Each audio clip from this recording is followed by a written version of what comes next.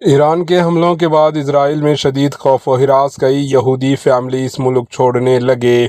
ایران کے حملوں کے بعد اسرائیل عوام میں شدید خوف و ہراس پایا جا رہا ہے، جس سے کئی یہودی خاندان ملک چھوڑنے لگے ہیں۔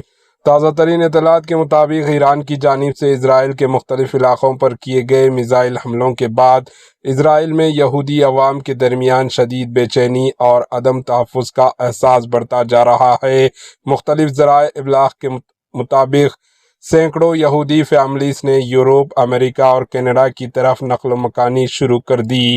ایران نے حالیہ دنوں میں اسرائیل پر متعدد میزائل حملے کیے، جن میں ایران کے مطابق میزائل کا بھی استعمال کیا گیا۔ ان حملوں نے اسرائیل کے دفاعی نظام کی صلاحیتوں پر سوالات اٹھا دیے ہیں اور اسرائیلی شہریوں میں یہ تاثر پیدا ہو گیا ہے کہ اب سرحدیں ان کے لیے محفوظ نہیں رہی۔ برطانوی روزنامہ اور امریکی اخبار نیو یارک ٹائمز کی رپورٹ کے مطابق اسرائیلی عوام کے ایک طبقے کا کہنا ہے کہ ان کے فیملی اب طویل عرصے تک موجودہ صورتحال کا سامنا نہیں کر سکتے، اس لیے وہ بیرونی ملک دوسری کنٹریز پناہ لینے پر غور کر رہی ہے۔ Bureau report, AHN news.